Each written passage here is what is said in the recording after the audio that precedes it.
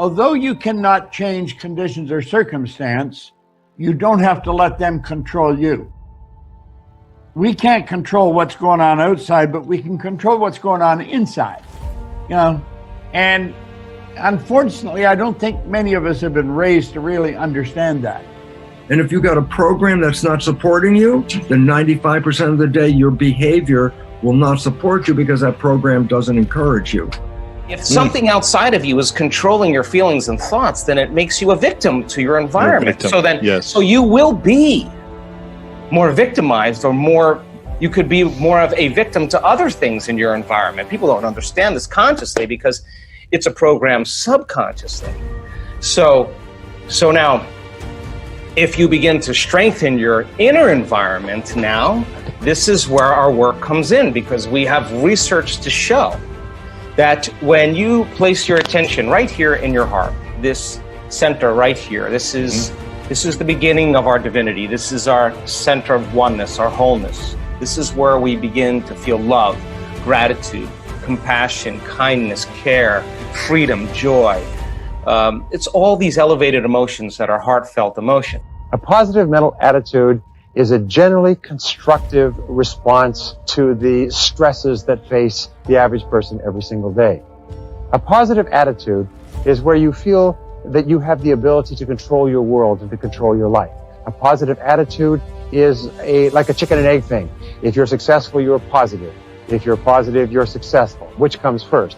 It doesn't really matter, but we know this, is that positive thinkers are men and women who accomplish an awful lot more than people who have negative mental attitudes. In fact, we've come to the conclusion that positive thinking is really mental health and negative thinking is really mental illness. Now, if you look at the spectrum of people from the unhealthiest to the healthiest mentally, you'll find that at the very top, you have the happiest people with the highest self-esteem who are the most positive and outgoing. At the very bottom, you have the most negative and pessimistic people who often require drugs and hospitalization. Your job is to develop a positive mental attitude. Your job is to become thoroughly positive and constructive towards yourself and your possibilities and the world around you and the people in your life. There's always going to be ups and downs in life, man. There's always going to be bumps in the road. Things that ain't going to go as planned. Unexpected stuff's going to happen. You're going to face some pain. You're going to face some tough times. And if you ain't trained your mind to be prepared for it and how to handle it, it's going to break you. The secret is to work on your mindset daily. Work on the way that you see the world. Otherwise, you'll live your whole life seeing the world through someone else's eyes. You'll be a creature of circumstance. You'll be a victim of your life and not the master of it.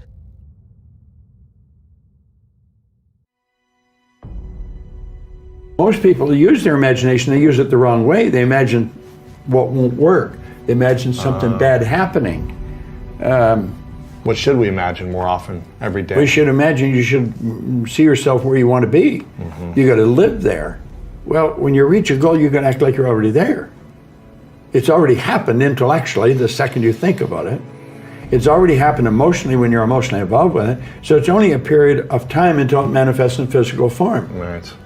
But because it's not in physical form, we act like we haven't got it yet. Yeah. Well, so that's why most people stay stuck, because they're acting like they haven't got it yet. Before you can do something, you first must be something. So you've got to be it intellectually. You've got to be it emotionally. It's like Solomon says, as a person thinks within their heart, the emotional mind. So we cause it all to happen the way we think and the way we stay locked into ideas. No one knows enough to be a pessimist about anything. And that each and every one of us, when we close our mind to what is possible for us or what is possible for humanity, closes off the genius that resides and lives in each and every one of us. Having an open mind doesn't necessarily mean finding fault with all of the things that you've been taught by others.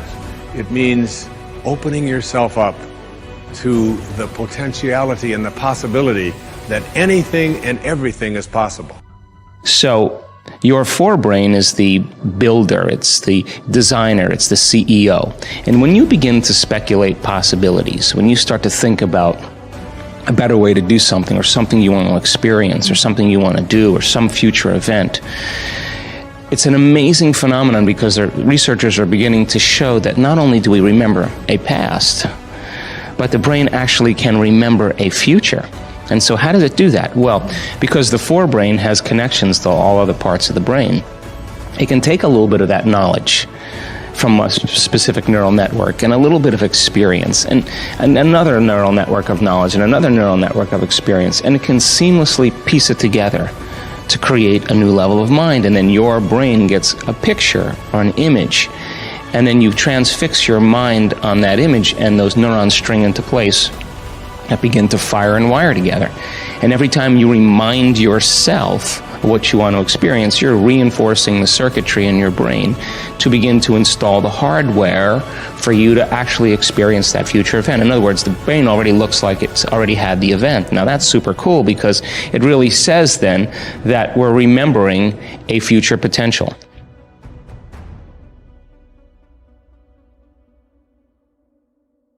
A corollary of the law of cause and effect is the law of attraction. This is one of the most important of all mental laws in explaining what happens to you. This law says that like attracts like.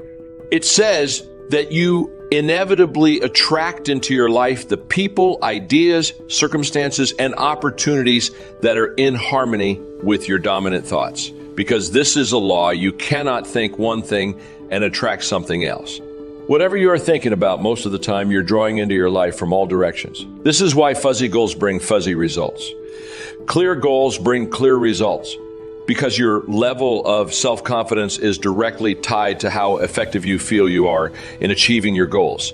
It is very important that you know exactly what it is you want and that you think of nothing else.